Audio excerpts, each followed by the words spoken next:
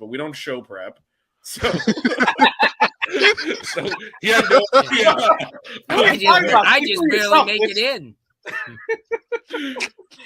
I'm sure you can tell, but we don't show prep. I mean, let's put the cards down on the table here.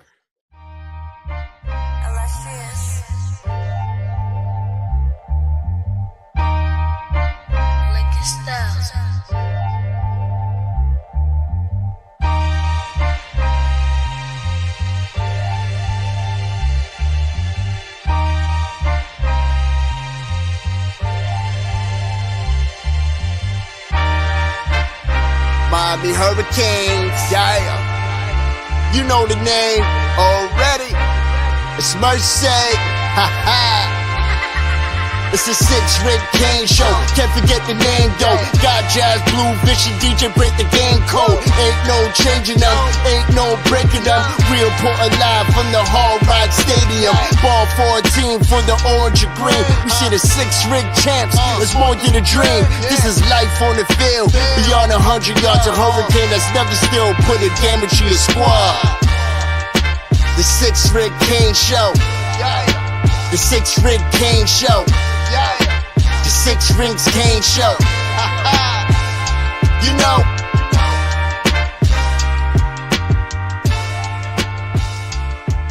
What's wrong with us? Seriously. What's wrong with us? We're Miami Hurricanes fans. Welcome to the 6 Rings Kane show, a show dedicated to Miami Hurricane sports, featuring the legendary Larry. All right, I'll do it. Everyone. Jazz is playing hurt, so I'm taking over some of the duties here. Thanks for joining us on this Monday. It is spring game week. We got stuff happening on campus. Joined by Jazz, DJ, Blue. How's it going, guys? Good. Thanks for having us back in on this beautiful Monday. Spring football coming to an end. Get ready. By the way, go Houston. Go Houston Cougars tonight. Mm-hmm. Yeah, that's a matter of paramount importance. Yes. That we will pretend never happened if it goes the wrong way. So we're gonna be making some adjustments like that. Hopefully get a little LSU and Florida in the College World Series action here in a stress-free evening. But go Houston. Definitely go Houston. But yeah, we'll get into that. We'll not get into that. We'll get into the spring game in a bit. And also tomorrow is the 100-year anniversary of the University of Miami. So a bunch of celebrations on campus and all that stuff. So busy week. 4 baseball games on campus this week. We got Canes on Deck coming up next to talk about that. And everyone, check your email and all. You might be starting a pitcher on Wednesday, so make sure you show up to the ballpark. But before we get into that, get loose. I heard DJ was on the mound. I mean, could be. I have wheels, so they might have substituted me as like a pinch runner or something. So I don't know if I'll be on the mound, but I'll be there. Whatever it takes. Whatever it takes. Anyway, before we get into that, let's talk about our sponsor, U-Brake Wheel Fix. Have you ever run over a pothole so hard that it causes your steering wheel to shake? Are you constantly losing air in your tires? It might not be a problem with your tires. It could be your wheels. And if it is your wheels, U-Brake Wheel Fix is your solution.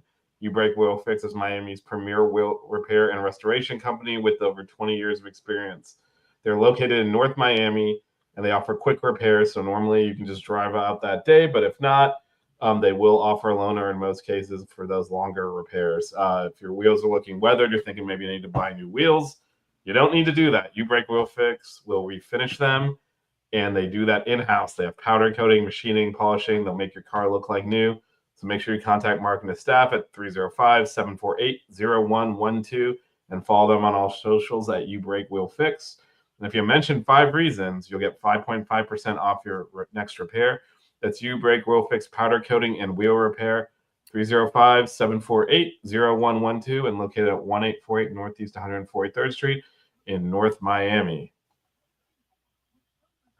All right, guys. It is, as we said, spring game week. Yeah, spring game week. I almost said spring week game, and I'm like, did I do that backwards? Anyway, spring game week. So a fun time as Lucette wraps up the spring practice. I guess. Do we want to start with there? We did have some recruiting news. We want to do recruiting news first, or what should we leave with here? Yeah, I mean, we got a lot of recruiting news. Yeah, a lot of recruiting news, and then the spring game I think is the topic. So let's do this in. Let's start with recruiting because spring game we can talk about kind of what we're looking forward to on Saturday. Lou, I'm curious about JJ Sparks. What's your thoughts on him? He's a Bulls guy. Obviously, comes from a big school that recruit a lot of recruiting down there for Gainesville, FSU, even Georgia. Yeah, the SEC recruits Jacksonville Bulls really hard. It's a traditional football powerhouse.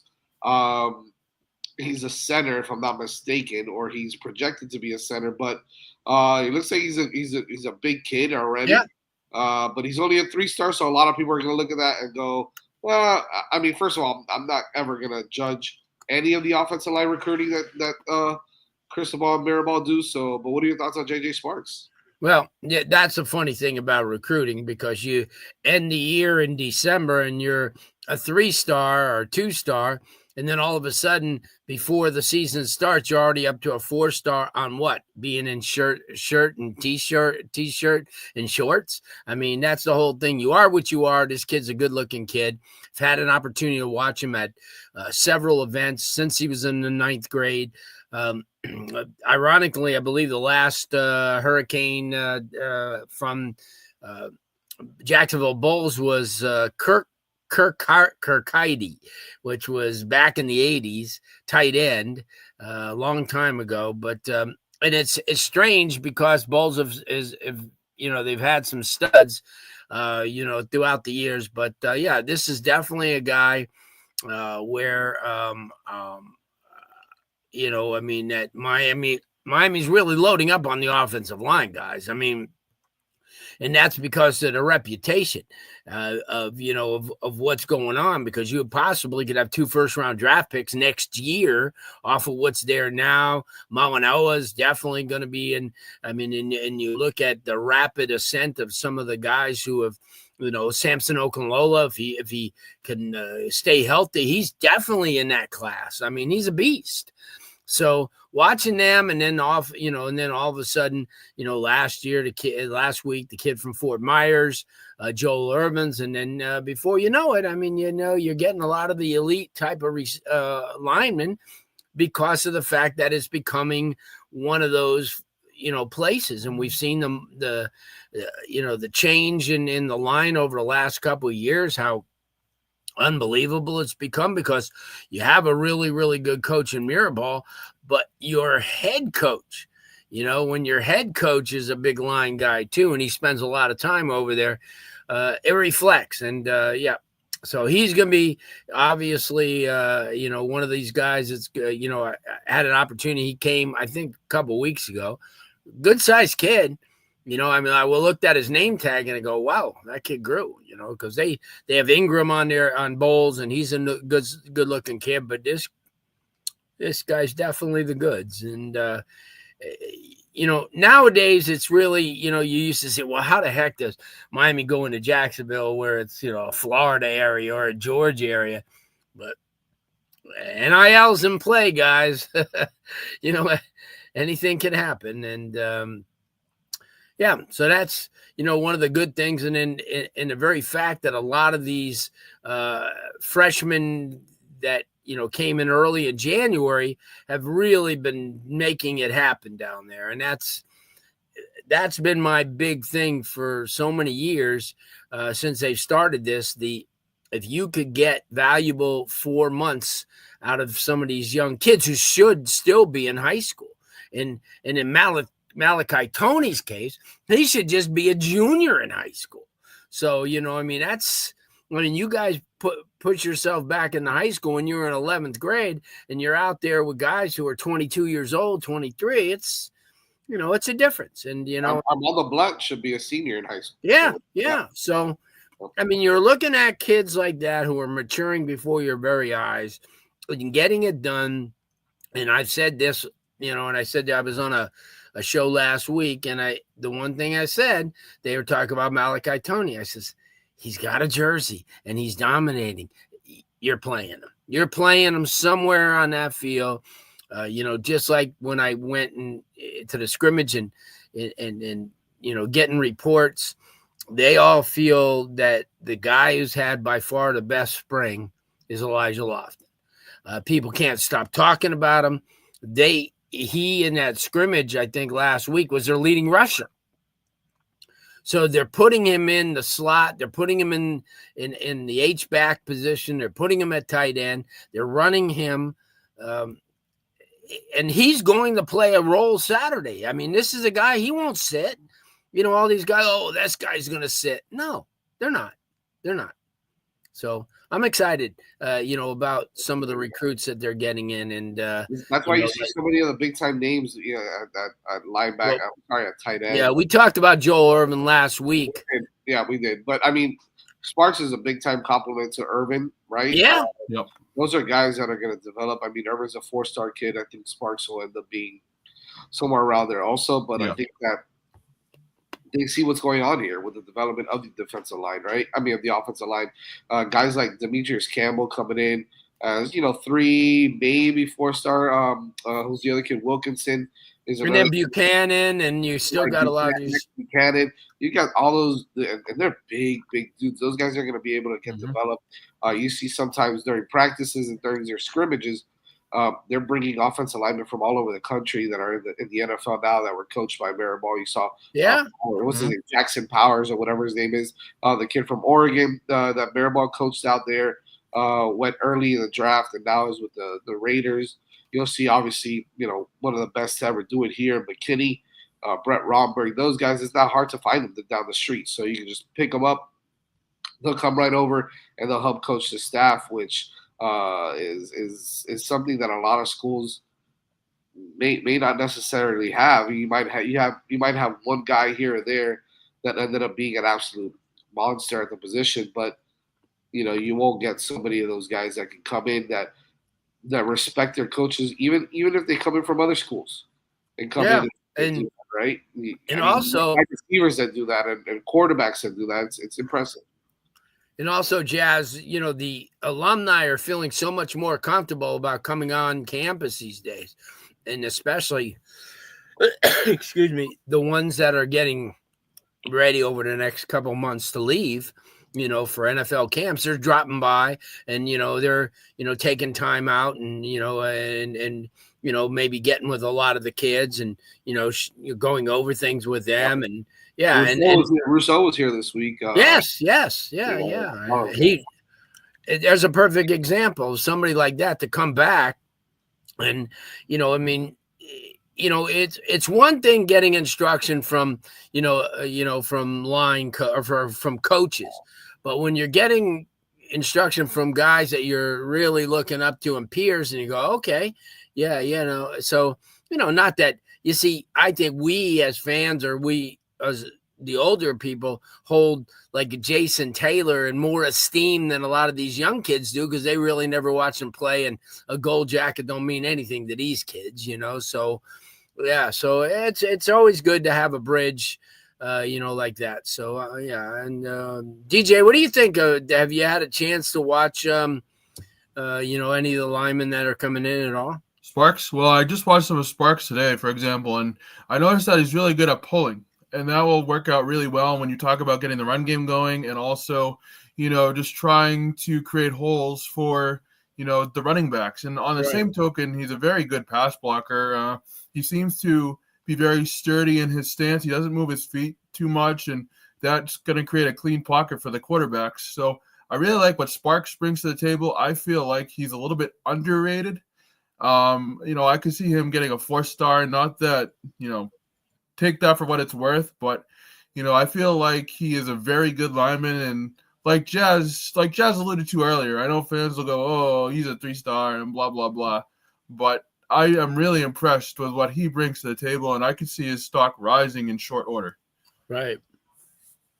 I think what it's about is about the development of these guys. Like the stock the stock is always going to rise, and blue chip ratio does matter for. I mean, you see it, right? Obviously, when it comes down to recruiting, the teams typically with the highest ranked classes are going to be the most successful.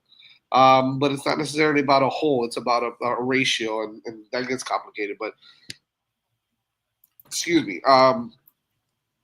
I think what's interesting to see also is, the kid, and I'll let you guys comment on this, and but the kid Javari Flowers, who we all thought Miami was huge on, was a big lean. Well, we all thought was a big lean to Miami. He ends up committing to Florida, and of course there's a lot going on there as well, as you mentioned, Blue NIL, but there's also some time to go before that recruitment is over. But what I love about this group of coaches and staff is that they said, okay, well, we're just going to go turn around and flip one of the best defensive backs that's already committed to an SEC school, Jontavius Wyman, and flip him over to Miami Hurricanes. Right, So SEC wants to take one, we'll take one right back and get Jontavius Wyman. Defensive prospect. We know that defensive backs are very important, considering how we've, not had such great classes recently, and some of those players moving on or whatnot. All your takes on Jontavius Wyman and what that does to that defensive backfield. Jesus, he's a big time kid.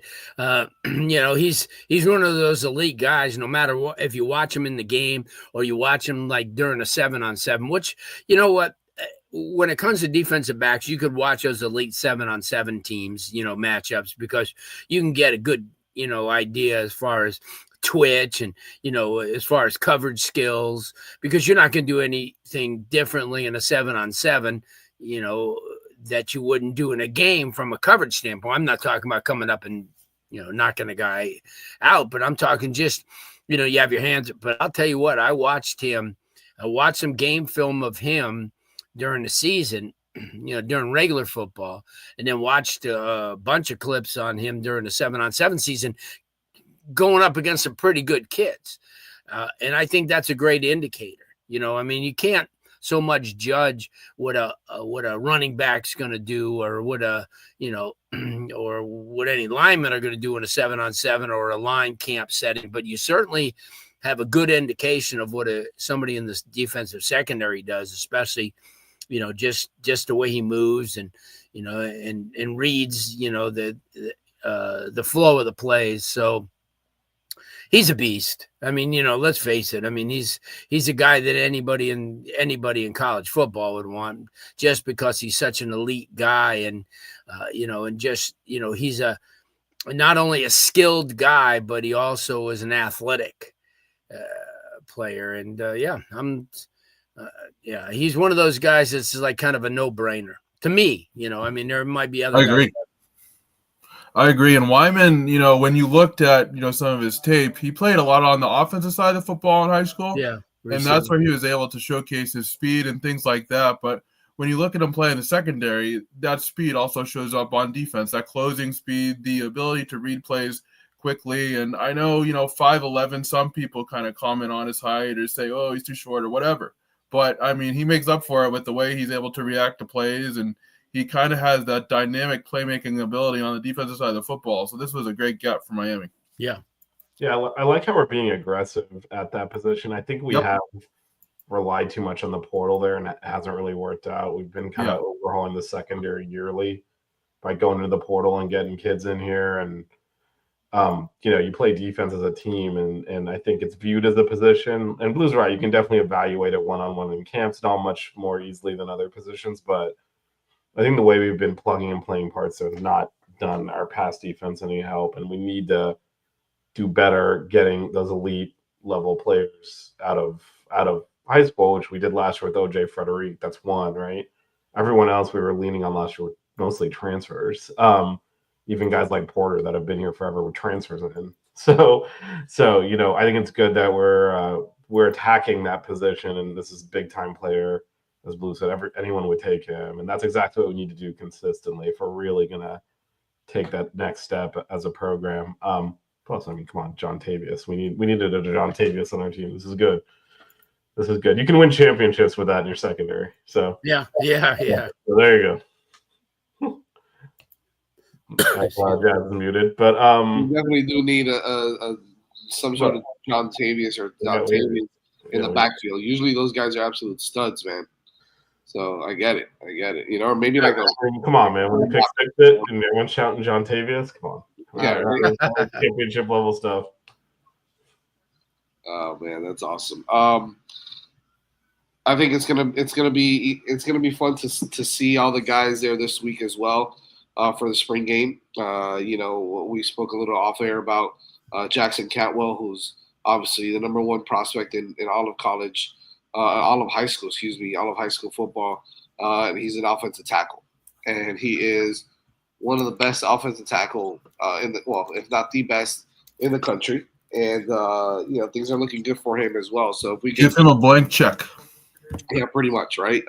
If you can land Cantwell, I mean, you're set up for the next. Yeah.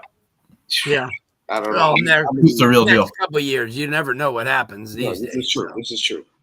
But you're set up at least for the next couple years. But the truth of the matter is, if you develop into one of the nation's best offensive line units, you're gonna keep getting those kind of guys. And so if you lose one or two here, you'll get another guy here and there.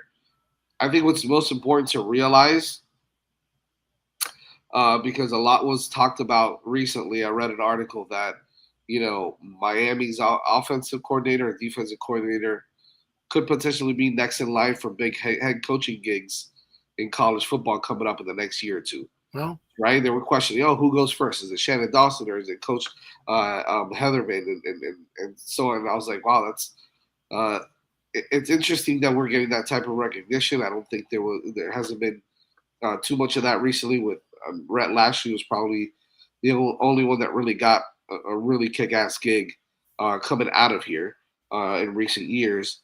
And so the thing that's going to remain the same is that offensive line. And so if you can continue to develop that, any offensive coach that comes in here, first of all, is going to know that Miraball's his guy, regardless. Second of all, why wouldn't he want to have the best offensive line coach in the country either way? And then third of all, you've got yourself a nice what's the word for it? You already have a foundation, right, for your offensive line. Know that you're going to be tough there. Build around that, and that's how you get a successful offense, regardless of who the coach is. So I think it's exciting to see what they're doing there, and keep getting those big uglies, man.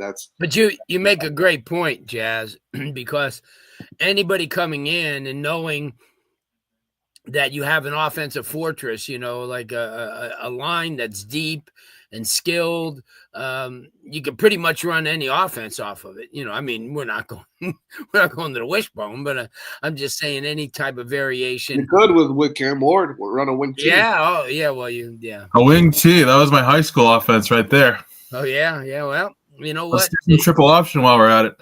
Believe it or not, a lot of these teams still run that Delaware wing T, you know, that Tubby Raymond did back in the day. And, I mean, it works. It works at a smaller,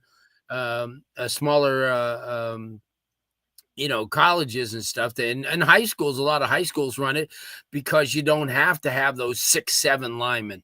You could have those athletic 6'2", 250-pound guys that pull a lot or stunt. And yeah, but I think that you're 100% right, because if you're an offensive mind, and, you know, I mean, you take a look at a lot of these other coaches, maybe they bypass college and go to the NFL. You know, I mean, a lot of these colleges, you know, you never know, because a lot of these, because of the schemes in college are so now close to what they run at the NFL level, especially when you have coaches. I mean, you look at North Carolina.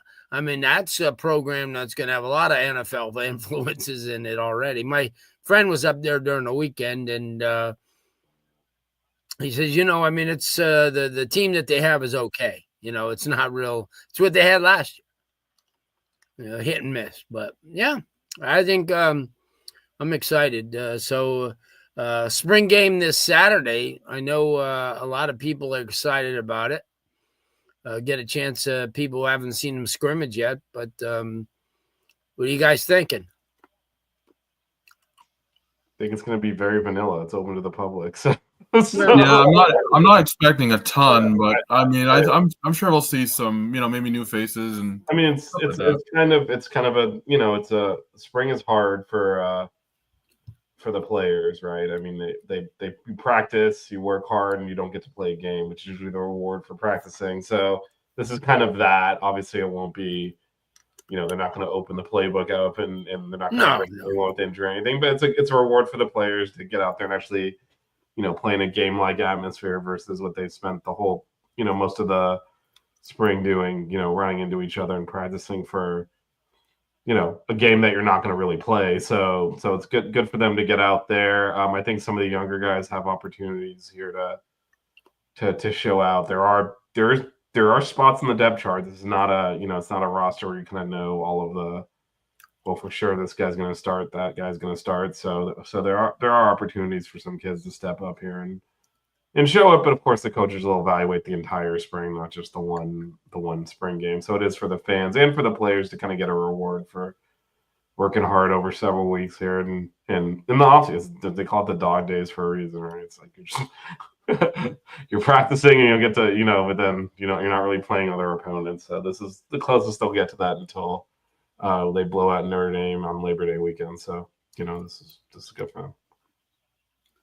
I think you'll be surprised by some good competition. I think the biggest one is going to be it's going to be at the quarterback position.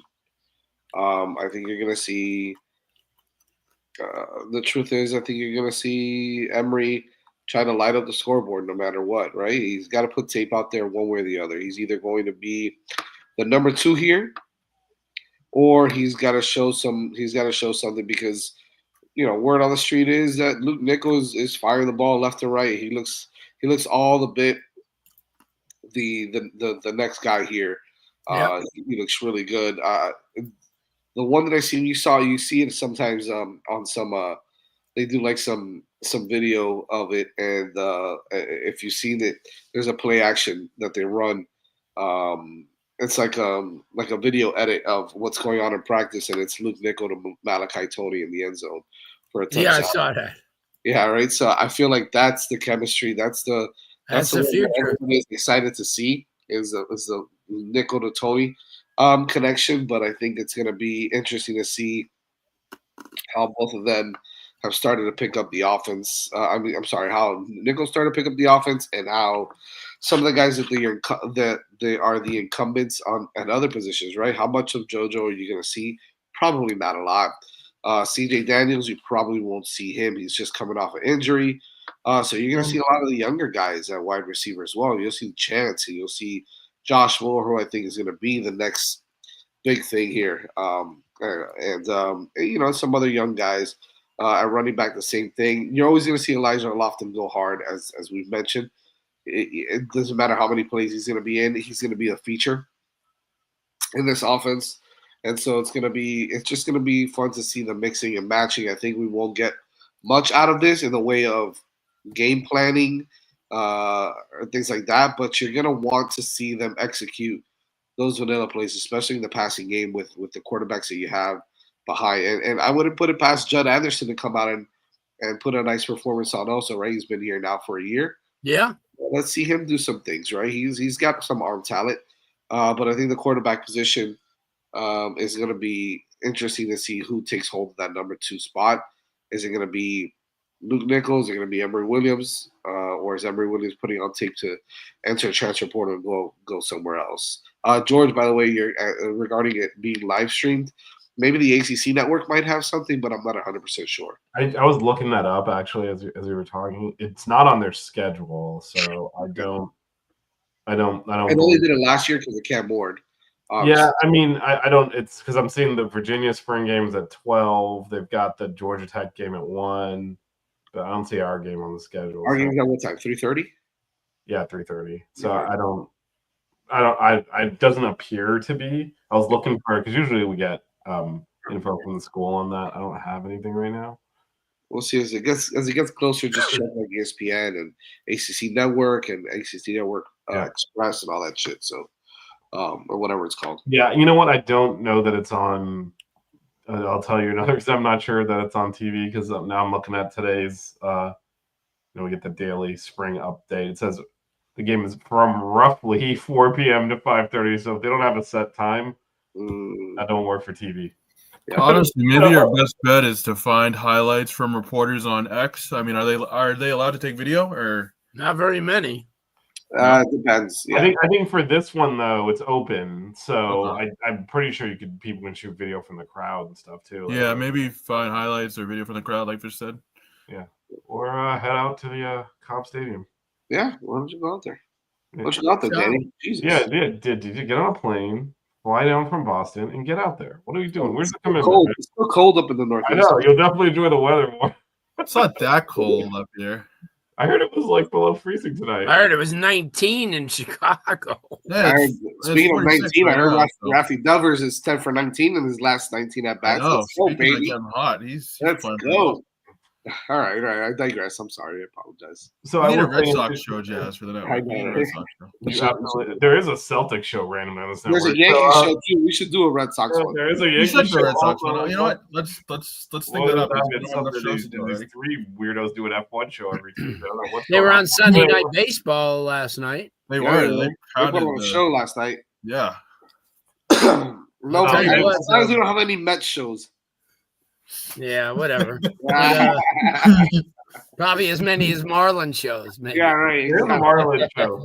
There, we do have Marlins coverage on the network. As the local Yeah, we Oh, do. good job. Hey, those young Marlins look sharp so far, man. They look like they play a little baseball. Yeah. Get a We all rain know- out we- once we in a all know while how and look to good do. there. So Hey, yeah, they got the Mets though this for 3 games here coming up. We all know how this Marlins story ends. Yeah.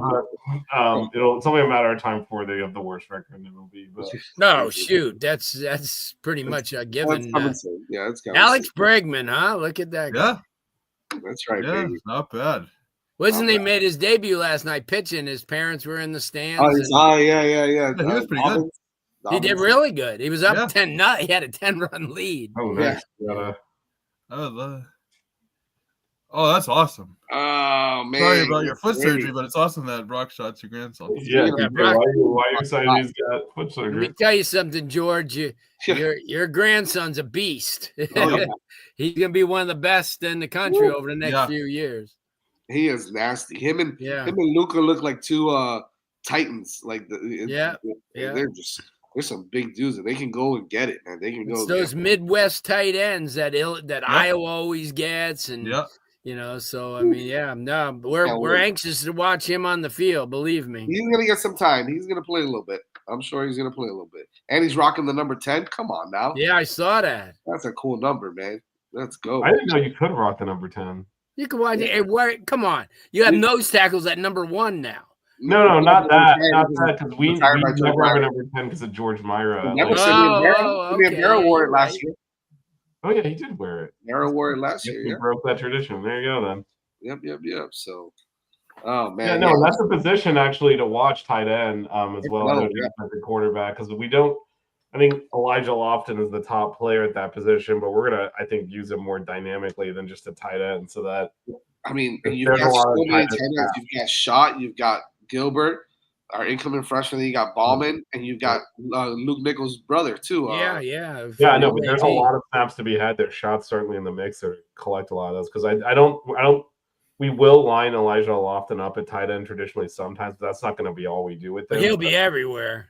Yeah, and so there's like a traditional tight end slot open there because Riley. Think about the big package. Think about a big package you can have at the goal line with Elijah Lofton as your running back. That's just stupid.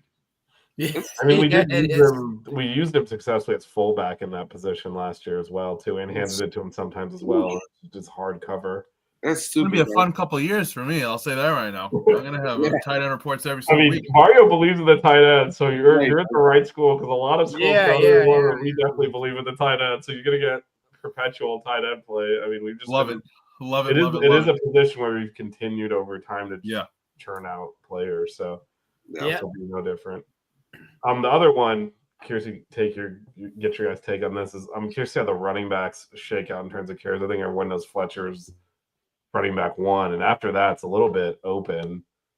As Blue was out at the FIU spring game last week against Sock. Yeah, it's Jordan Lyle. It's Jordan Lyle. Jordan Lyle might end up being RB1 at the end of the day. That's how good I think he is. He's great. There's no doubt about it. He just got to, yeah. I think after that, it's interesting to see if it's Pringle or Humphrey Wheatley or. Hey, Humphrey put on like 22 pounds, 23 pounds too. So he's not a small guy. And remember, and the one thing that is predicated in this offense is if you're a running back, your ass better block or you're going to be sitting on the bench. And that's what same thing with the tight ends in this, in this alignment, although I don't know if they're going to have Elijah block, more Brock will block or the others, but listen, remember Eric Winston came to Miami as a tight end and I still remember the first year that he was here, and then Don Bailey Jr. interviewed him, and Don said, "Yeah, for a tight end, you're going to be a hell of an offensive tackle." So that's one of those things when you take a look at situations when you're 6'7" and 6'6", but I don't think we talk enough about that some of the kids that are emerging at linebacker, and I think that. I think that Jazz and I really have been high on Aguirre since he came in. And if he stays healthy, I think from a playmaker standpoint, he's a really good football talent. That's cool. That's cool. Hey, that's cool that they're roommates. That's solid to have a quarterback and tight end together. Yeah. Last time that worked out, you had Restrepo and what's his name, the quarterback Tyler Van Dyke. Tyler Van Dyke. They were roommates too. So you see how that works out. Luke will Brock will remind him when he hides the toothpaste on him one day. Hey, listen, you go to me once every couple of plays. Brock and Luke, when the sock is on the door, you know what to do. All right. Hey, that's his granddad listening. Come on. Hey, listen. If there's anybody that can have that talk, it's moving on. All right. If the sock's on the door, linebackers. We're talking about. Speaking of battles, Blue, you mentioned the linebacker. That's going to be an interesting one. That's an interesting. See, he knows. See, Mr. Blissett knows what I'm talking about. All right, he knows what I'm talking about. Truth is, that linebacker battle is going to be an interesting one because I still think they go and they try to get a big time guy there in the transfer portal. I know it's Popo and Chase Smith is still around. You've got Zeke Marceline, you've got Wes, you've got Kellen Wiley, you've got Bobby Pruitt. You've got some names there. You've got some good prospects, some guys that can play a little bit, but you don't know who the guys are yet. Who's going to line up and start? Like if you had to today, it'd probably be Wes and Popo, but you got Kellen Wiley, who's 245 already, right? 242 as a freshman. Cam Pruitt steps up, Cam the kid Darius Hayes. Darius Hayes, I forgot to mention him. Yeah, I mean, look, you could probably put. Got Jalen Alderman too. Alderman. Wow, I forgot about him. Booker Pickett can play a little bit on the edge / linebacker, right? I love Booker Pickett. I think that guy's gonna be a breakout guy this year. But he's versatile. Marquise Lightfoot still, he's a little light still, but he's put on some weight. But that's a guy that can play the edge and play a little linebacker also. So I agree with George here. Yeah, and then you got Cole McConaughey, who. Yeah, he can play anywhere. I think he's gonna put his hand down and destroy people eventually. I think. Yeah, and then you got Hayden Lowe, obviously. Well, that's another guy that can play. Yeah, that edge linebacker, right? Yeah. So you got some good players there, man. It's just a matter of who can play together and who comes together as a unit. But I still think they go out and get someone in the middle. Because I know West can play the middle a little bit, but is he better on the outside? Or is Popo better in the middle? I mean, there's a lot of questions. There's still question marks there. And I know we've got the right guy on defense to help with those question marks, but he's still got to get a stud there. You got to have a standout linebacker, man. The U's always had a standout linebacker, and we've missed that for the past couple of years. We need to get that back, man.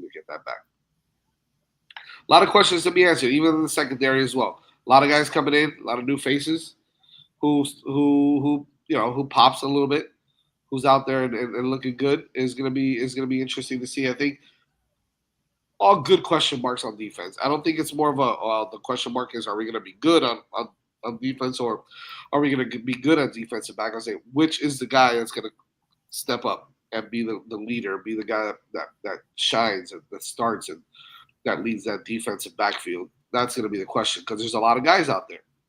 There's Zaquan. There's Markeith, who's been here feels like 6 years now, right?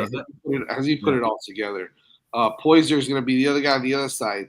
Dylan Day, Ryan Mack. You've got Ethan O'Connor and Brantley and Carly. You've got a lot of names, and then you've got the big boys like Damari Brown coming back, Jadaeus Richard coming back, who were starters. OJ, who was a freshman All-American. You've got some talent there, but you got to stay healthy, and you got to be able to play some football, man. Yeah, and I'm very interested to see what Heffernan is able to do with the front seven, because I know I mentioned this before on the show, but a lot of Minnesota's best defensive work came with their front seven in terms of stopping the run and things like that. And we all know how much talent this Hurricanes front seven has when they're all playing to their highest level. So I'm very interested to see how he brings out that group and how he puts them in positions to succeed, because I feel like in this scheme the front seven can have a big year. Yeah, we'll see. There's a lot of talent in that front seven. That front four, excuse me, there's a lot of talent there as well. So mixing and matching those guys in different sets and different ways is going to be something that I think is going to be fun to watch this coach and the staff as a whole, with Damian Lewis coming on board as well, and Terry Jefferson and the guys in the backfield. So interested to see what's going on. Vish, you got anything to say about what you're looking forward to on the defensive side? Yeah, I think secondary is one. It's an interesting matchup though overall, because our receivers are a little unsettled too. That room isn't necessarily locked in, so I think just head to head.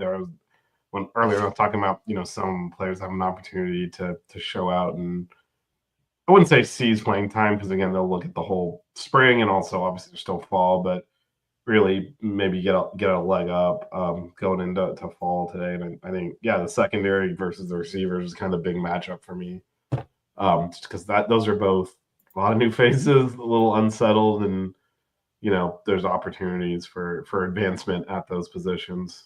At some of the other positions, we kind of know who's likely to start there, and returning starters and things of that nature. But the wide receivers against the DBs is kind of wide open for me. We'll be there, and we'll let you. And we'll let you know. Blue, are you gonna be there? Are you gonna be out there? Yeah, I'm gonna try to get over there. Yeah. All right. Is Mel coming? Yep. There we go. Mel to get her camera. This will be the first time she'll ever get a picture of me. She'll put you on her wall, man. You'll finally be on the damn wall. Excuse me. Anyways, we'll have some up to date, news for you guys coming out on Twitter, or maybe Vish, myself, Blue.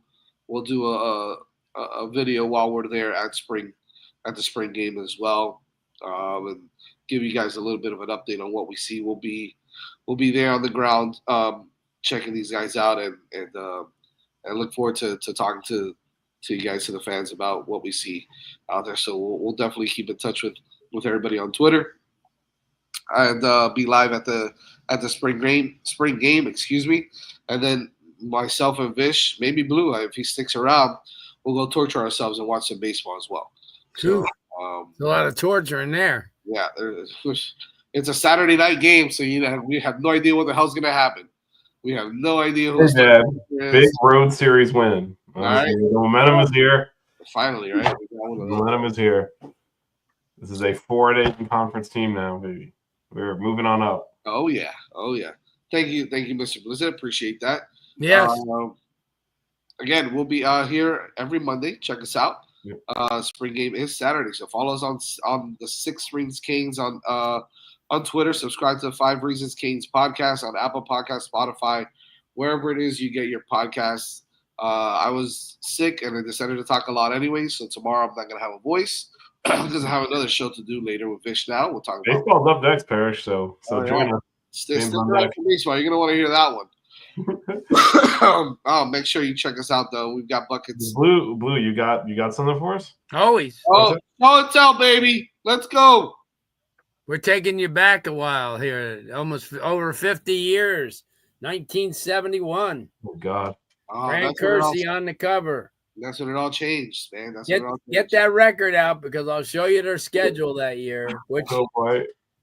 Florida State, Wake, Baylor, This is back in the let's just call it difficult era. Alabama, Houston. yeah, but it's still a pretty challenging schedule. Yeah, but not like some of the other ones. Damn, what was their 4 I and gave you 7. the one last time that was a pretty 4-7? Vish? 4 and 7. 4 That's and a lot of 7. home games too. They're so Yeah, bad. yeah. Well, Wins over Wake Forest, Baylor, Navy, and Army. So they conquered the armed forces, but came Wow. up short on that. Yeah, this well, is a good FSU. picture. Notre This- Dame, I don't yeah. know if Miami would ever go back to that helmet. Well, they were asking. I hope they Yeah. do just like as a throwback. That'd be kind of cool, just for one game. And I don't think so. There's the that- Union were- That probably wasn't one of my favorites back in the day. And then let's see who. Well, I prefer those over anything with the gold on it. Well, Tommy Turchetta, who I just talked to and wished a happy birthday. Here's the legend number 10. There he is. There he is. I want to get some of them old unis back. I agree with you. They- South Miami's head coach for a little bit. This is the great Chuck Foreman. There, that guy was a stud. Chuck Foreman, had a great NFL career too. Yeah, and they moved him his senior year to like a slot most of the time down here. They had a kid named Woody Thompson who was not a bad back at all. So that's it. So I gave you a little bit. Next week we'll have a lot more stuff for you. I'm coming across a lot more things that I have. I'm going. My wife wanted me to go through in case I die tomorrow. She wanted to know which one's the valuable stuff. So, I don't blame her. I so I'm get it, going man. through. You got to know what going your through. valuables are. But that's it. So we'll see. We'll see what happens this Saturday. It should be a good one. And it's That's it. And then we move on, and then we keep going. Yeah. Then we find something else to talk about. Transfer portal. The transfer portal opens up again. Portal's always open. right away. With all the chaos. The chaos ensues right after. Those angry kids on Saturday night and say, Oh, yeah. wait till Monday. That's it. I'm gone. Are you gonna hear some that night? You're gonna hear some Saturday night. I guarantee it. Yeah. I guarantee it. Oh man, we should have seen. Okay, you know what? Really quick before we go, give me the one guy that maybe might surprise us, but that might enter the transfer portal for Miami right after the game on Saturday. Give me one guy, Vish. I mean, this story surprised us, but Emory Williams. Well, yeah, that's obvious. Yeah. What about you, DJ? Oh, that's obvious. Yeah, I think it's obvious. DJ. I'll just say Emery too, because they're Oh, you gotta give me someone different. You gotta give me someone different. Byron Pringle You mean Gerard Pringle? or He Gerard just got Pringle. here. I said, right? You Yeah, didn't well, combine that running it? back comes deep. I don't know. Well, look. So DJ had to go off the wall because I picked the guy who's penciled in as the quarter like the only healthy quarterback on their own, like the starting healthy quarterback because that's still not healthy. And Jazz is like, that doesn't count. It's not a surprise. So then DJ went the other direction and I said okay. he went surprise. So you can't keep not doing that. So. All right, what do you got, Blue? Who do you think is gonna be? Who would be a surprise? See you later, Markeith Williams. Oh man, okay. All right. Wow. That's a good one. Been here longer than anybody. There's a I'm bed not- warm for him right back at home in Orlando at UCF. I guess these aren't really surprises, but I'm gonna go with The kicker. yeah, right. I'm gonna go with a surprise, maybe not a surprise, but maybe a kind of like, oh, that would suck. I'm gonna go Samson Okunlola. Ooh, that would come out. That would- Considering he's one of the best he'll be one of the best in the country once he gets it. I know. But you All never know. right. If he's battling with guys like Cooper and Ryan Rodriguez and McCoy, it's gonna be a battle. One of them's gonna one of those 3 or 4 is gonna end up in the portal, I think. But I'm gonna go with Okunlola. Okay. I hope not. Shit, I hope not. Anyways, we'll see you guys next Monday. Adios. Okay. The 6 Rig Kane Show. Yeah. The 6 Rig Kane Show. Yeah. The 6 Rings Kane Show.